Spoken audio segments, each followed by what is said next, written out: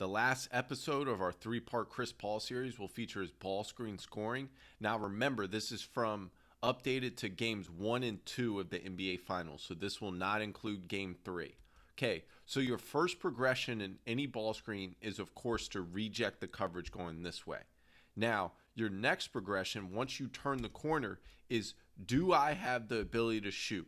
And on this one, when he turns the corner, he sees he can get to his spot right here, so he can turn the corner right into a little 10 to 12 foot mid-range jumper, which he is one of the best in the NBA at, and in the history of the NBA at, of getting to his spot in the mid-range for a jumper.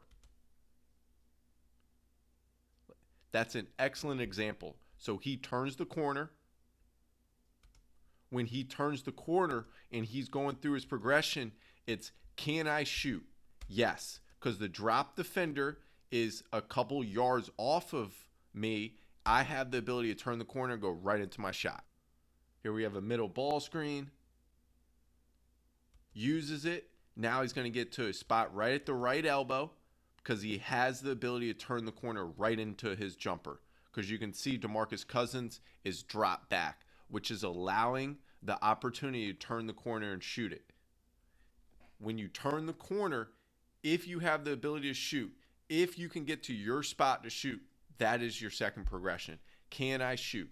If I can shoot, then I'm shooting off a ball screen, attacking drop coverage.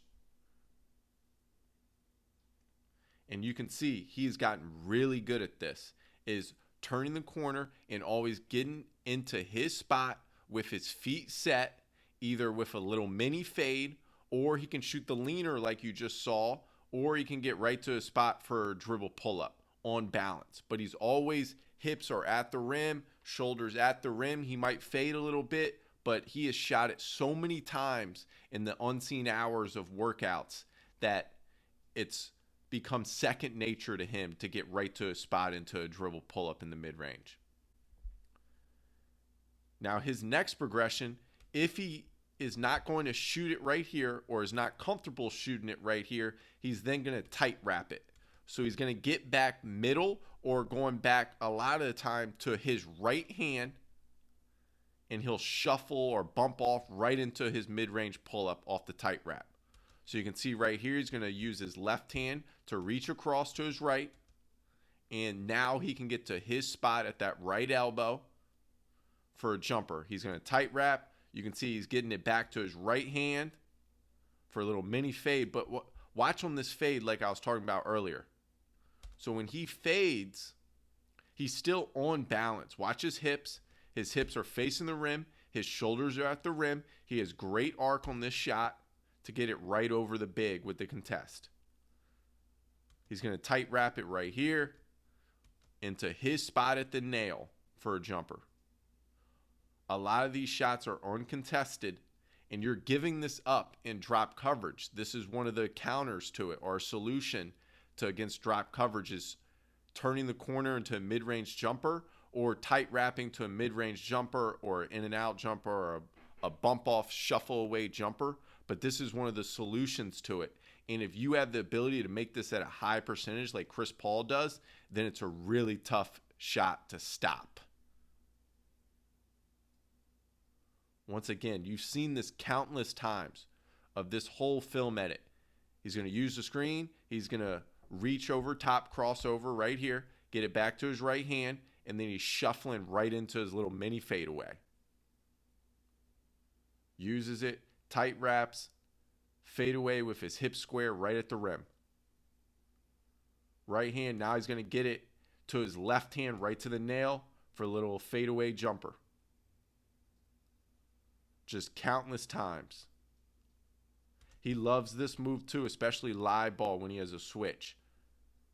So when he turns the corner, he can take that extra dribble with that jab with his right foot here. He does this a lot when he has a switch with a big, and he can dribble jab, and then he goes right into his shot. He does it here off a ball screen when he tight wraps into drop coverage. But you see countless times, tight wrap right to his fade. Great little step back too, creating space away from the drop dropping big. Now he has his next progression is if I cannot shoot it, if I can't split through or tight wrap the space, now I can inside out and get by the big for a little touch floater. So he's going to evade the dropping big here. Inside out, he really sells this. Watch how he sells this inside out right here. With his right hand, watch his left foot and his shoulders turn. Sells that inside out. Now he's going to attack this foot of Marc Gasol, and he's able to get right to his spot again, right below that right elbow. Now we have the bump off jumper, which is basically a shuffle out jumper. So he's going to turn the corner here, then he's going to shuffle out, get on balance, and shoot his fade against the dropping big. And 1-2. Now watch against this ice coverage right here. So Porter Jr. is going to get up, ice the screen. Chris Paul is going to get body contact here. Now he's going to push off this foot with an inside out dribble. He's going to shuffle out right to a little mini fade along the baseline.